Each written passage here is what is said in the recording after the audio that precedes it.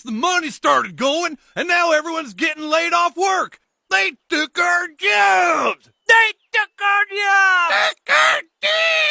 Yeah, they took our jobs. They took our jobs. They took your jobs. They took your jobs too. They took our jobs. They took your jobs. They took your jobs. Your jobs. It's 7:30 a.m. in humid North Florida, the beginning of a long day on a large farm where hired workers are in the middle of harvesting roughly 2.2 million watermelon, about 32 million pounds worth, over the course of about 6 weeks, with more than 150 people working to harvest the watermelon. I asked farm owner Trevor Bass this question.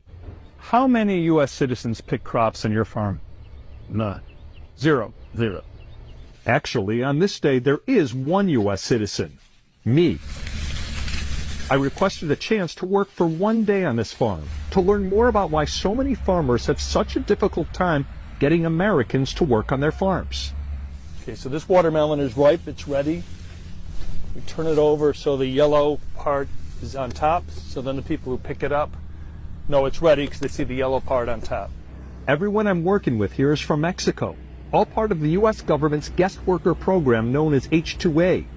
American farmers can hire foreign nationals under the H-2A program as long as they follow strict provisions, which include only hiring them after trying to employ Americans first, which this farm owner did, and got no takers. The idea is we have this chain here, and we're going to be taking these watermelons, putting them on this bus, and we're going to be doing it for hours straight. Dustin Blank is a farmer and also represents other farms when selling finished product to stores. I own Chief Farming Operations. And you represent how many farms? Over 30. And how many U.S. citizens do you know of who work on any of those farms? Short of management, zero. Shalom, Israel. First and foremost, I would like to give all praises, honor, and glory to Yahweh, Bahashem, Yahweh Shai, Bahashem, Rakah, Quadash, and a sincere salutations to the hopeful elect, and also a healthy shalom to the few Akwath that are listening and learning. Lord's willing, this lesson be edifying. So I want to touch on this article from Newsweek. It's entitled, ICE Raids on U.S. Farms Leaves Crops Rottening. Immigration enforcement operations on farms have left crops rottening and farm operations disrupted in major agricultural states, including California, Texas, and Pennsylvania. Farm owners and industry representatives report that up to 70% of workers stopped reporting to work following immigration and custom enforcement actions, resulting in significant crop losses and financial strain. And obviously, that was going to happen. With all the videos and all the news pertaining to these ICE raids, taking illegal immigrants and legal immigrants hostage, man. Some videos show them being thrown into vans. Okay. A bunch of men with masks jump out of vehicles and grab them and throw them in the vans. So what did you expect to happen? And especially when they see things like this on the news.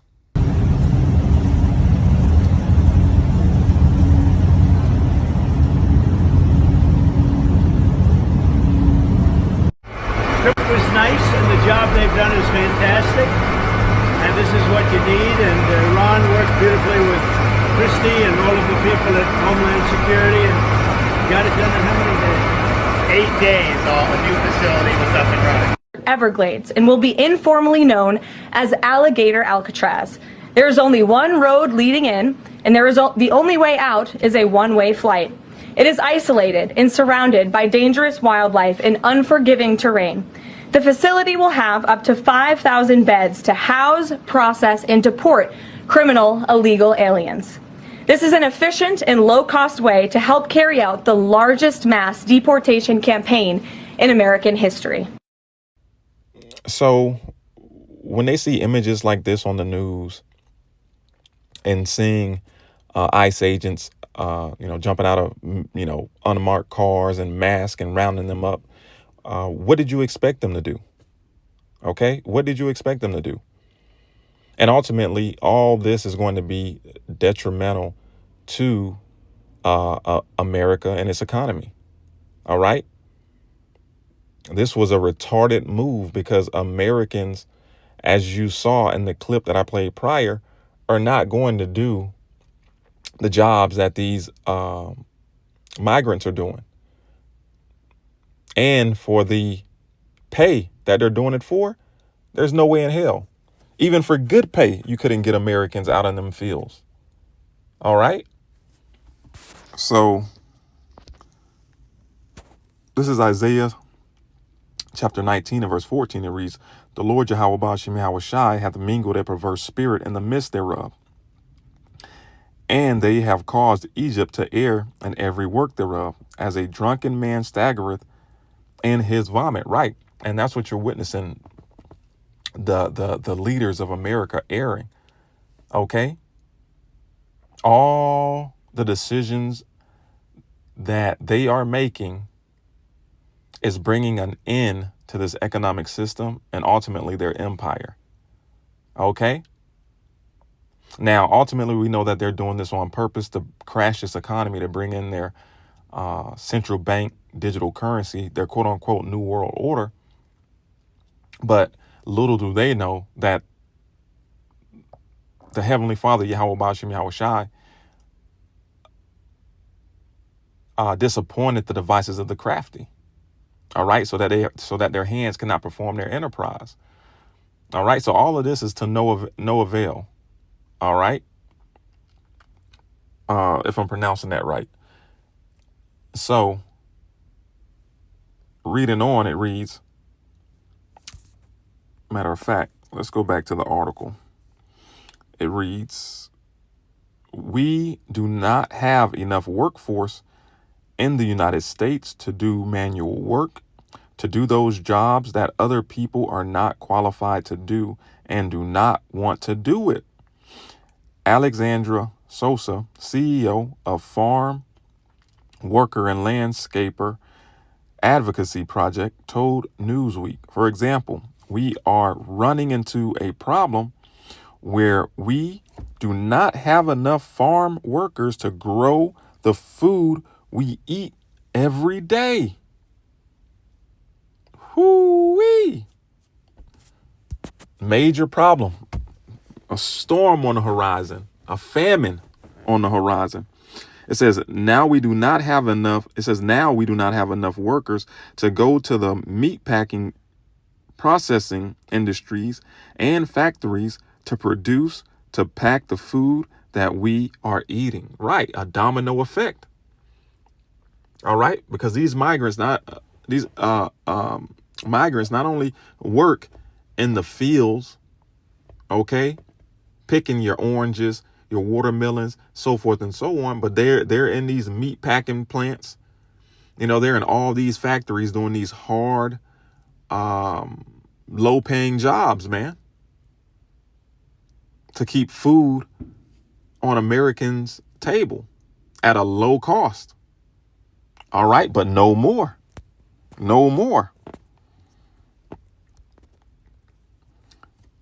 Isaiah 19 and 15, it reads, "Neither shall there be any work for Egypt, which the head or tail or branch or rush may do." Right.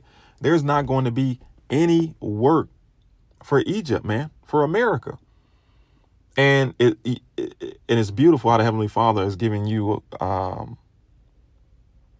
live and in color examples of it being no work for Egypt. It says neither head, tail, branch, or rush may do. All right. Okay. So speaking of the most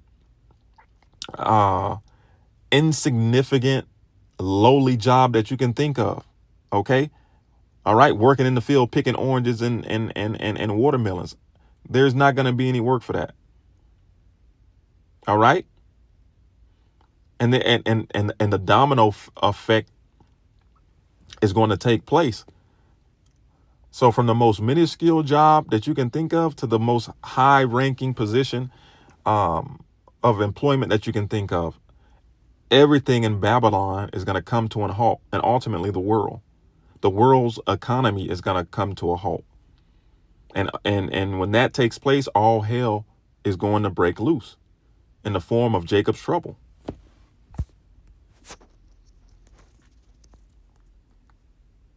So it reads, why it matters.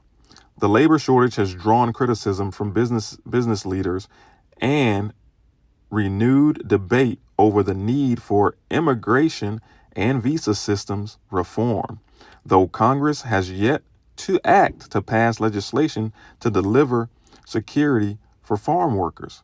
Some of those advocating for the mass deportation of illegal immigrants believe that their jobs should be done by legal immigrants or American citizens. Okay? Now, all this protesting, it ain't going to lead up to nothing. All right? The Lord done set the downfall of America, Babylon, the Great in motion. Okay? I'm going to tell you what, this is going to lead to, because no Americans are going to do these jobs. And y'all know it, even though y'all have been lied to, saying that these immigrants, illegal immigrants, took your jobs. It says, 2 Ezra 6 and verse 22, and suddenly shall the sown places appear unsown. The full storehouses shall suddenly be found empty, right? Because ultimately, this is going to lead to rotten crops. It's going to lead to meat, fruit, not making it from the field or the plant to the shelves. All right. All right. This is what the Lord is speaking of. If you're too blind to see, I don't know what to say. But hey, beautiful times that we're living in. Once again, 2 Ezra 6 and 22, and suddenly shall the sown places appear unsown. The full storehouses shall suddenly be found empty. Okay. So stay tuned, man. Stay tuned. The Lord is continuing to work. Lord's willing, this was edifying. Shalom, Israel. Wa abad babal.